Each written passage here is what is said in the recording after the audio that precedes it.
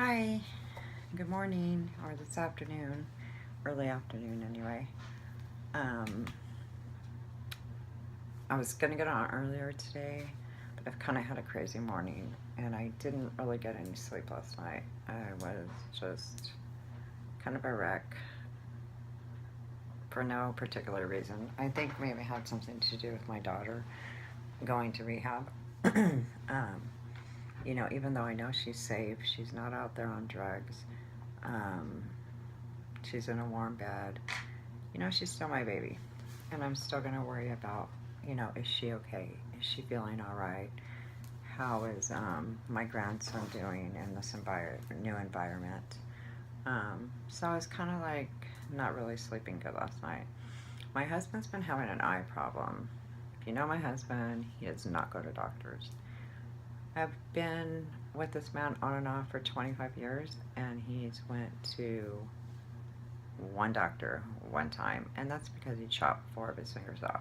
So, he's been driving around with dark sunglasses, one eye open, and it hasn't been going away.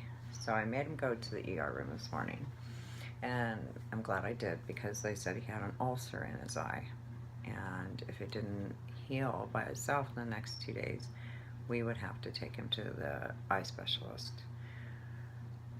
So we got that out of the way, and now I know what I'm dealing with, and yes, I will have to be pushing him to go to the doctor because that's not what he does.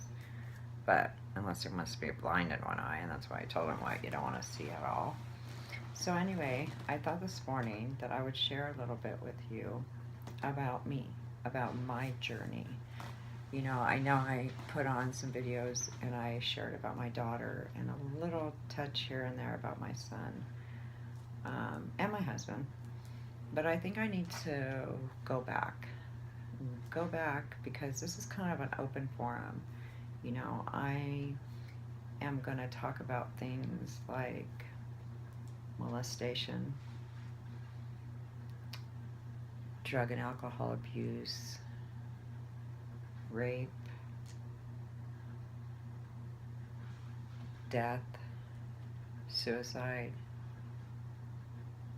NA, AA, codependency, Al-Anon, just a whole floor of different things, depression, just, yeah, a lot, so I think you need to probably know a little bit more about me before I just started throwing stuff out there and you're like, who is this crazy lady and what does she know? Because I know that when I was going through things and I went to see somebody, they better not open it out of a book and read it to me, the answers. I wanted somebody who had lived somewhat in my shoes. Anyway, so this morning while we were at the ER room, I don't know if you know who Joyce Myers is, but I love her. She's a Christian minister, and she has a lot of books. She has this one, and it's Battlefield to the Mind. I have her collection of everything. She, to me, has been an inspiration through my journey for the last 18 years. I have her CDs, her Battlefield of the Mind CDs. I have her uplifting CDs. I have her workbooks. I have one of her Bibles. So you could say I'm a kind of avid fan. I'm not limited to her, but I think when I know that I'm going to share some of the things in my past, that I need to prepare myself. Even though I've walked through them, even though they were 50 some years ago, they can still have a great effect on me. Even though I'm sober, you know, even though it all looks good on the outside, well, not me, but, um, you know, it looks good on the outside. There's always, a wound in there that hasn't all the way healed, or something can trigger it, the memory, and I like to make sure that I'm healthy, I'm in a good frame of mind. I'm in a good place if I'm going to go that deep into my past and share it with somebody. So I got mentally prepared when I got home. I didn't get physically prepared, as you can see. I just kind of threw on some clothes this morning to go to the ER, and I have some yard work to do later, so who wants to get all dressed up and do their hair for that? Not me. We're actually going to have really good weather. It's going to be like 90 degrees, so I'm excited about that. The rain is over with. So let me take you back. Okay, so I grew up in LA County, California. I grew up with my dad, my stepmom, and my brother, who is 2 years my elder. Dad was a full-blown alcoholic, Scotch from 5 a.m. until he passed out at night. Mom was vodka and water with Valium. And she always told me she was going to change her life. Girls, I was like, please God, never let me go through the change of life if this is how it rolls, because I was terrified of it. My brother, he played sports. He was the good boy, the good child, I guess you could say, but not really. He just hid his dysfunction a little bit better for a while. Anyway, so that's kind of the family realm. My dad was very prejudiced. I wasn't allowed to have friends outside my race. He was full-blown German, Russian Nazi.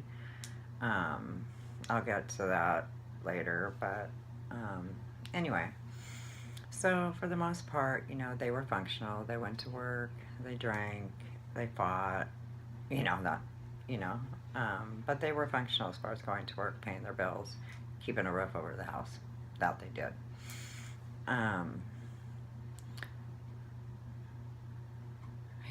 So when I was about 5,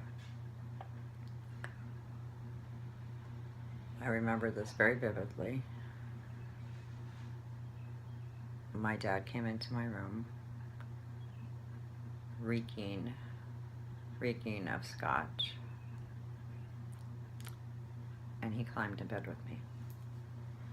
And honestly, I gotta say that I didn't think much of it when he did that, because he's my dad. He always had me sitting on his lap. He was always telling me how much he loved me. I was his little girl.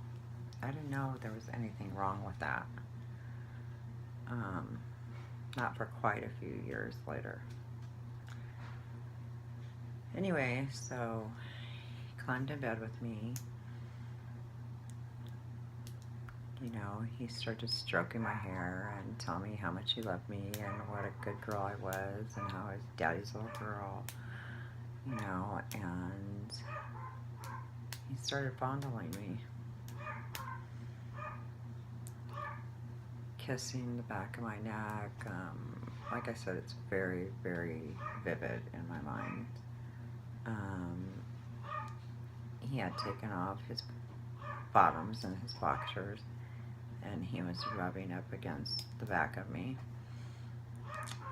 There was no penetration at that point, just a lot of fondling. And,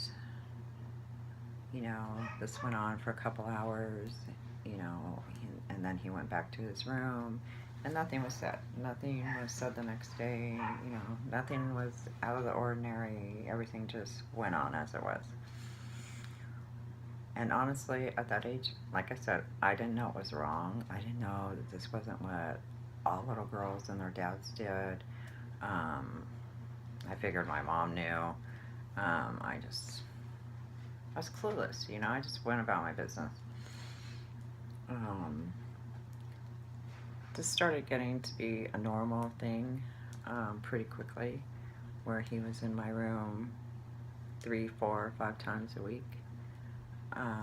If my mom was at work and he wasn't, he would have me come and sit on his lap with his erection. Still no penetration. This went on for about 4 months, I'd say. Whew, that was a load. That was a really sharp memory there. So anyway, after about 4 months, it started to go a little further. It started with hand penetration and violating me like that. There was pain involved. I was very uncomfortable with it. He was still telling me, you know, I'm your, you know, I'm your dad. This is what we do. You know, I love you. You're my baby. Sick and twisted. Sick and twisted, okay? Let me just throw that out there. Yeah. Whew. At one point, I went to my brother, because he's my big brother, you know, and I'm going to talk to him, and I'm going to tell him, you know, what Dad's doing is hurting. Is it normal? You know, that's what big brothers are for, or that was my impression on what big brothers were for. So I went to my brother, and I told him what was going on, and it was weird. He really didn't have a reaction. Not much at all, you know. He said, you know what, I'll sleep in your room. I'll sleep in your room every night and see what Dad does. So I was like happy. Okay, he's gonna sleep in my room. Before I close this, because I'm running out of time, little did I know that the big pedophile, he raised another one. My brother came in the first night and he slept in my room and he molested me. But he just jumped in. He didn't slowly go there. He full-fledged raped me. And, yeah, that's what happens. So now I had two. I had two grown men who were coming in my room repeatedly, taking turns, doing what they were doing.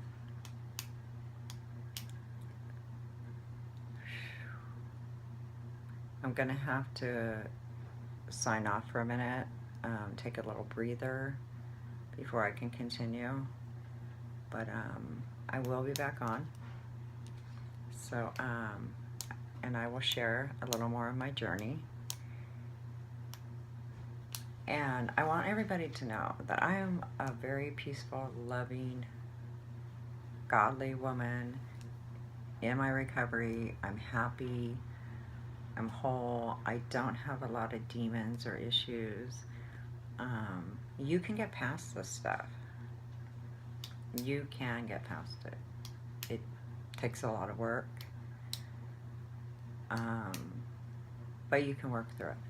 So let me leave you with that, so you know that this girl's not so damaged and messed up that, you know, there's just no hope, or woe's her, or, you know, anything like that. Just know that with a lot of work, a lot of real love and dedication and self-love and God, that you too can get past anything like this.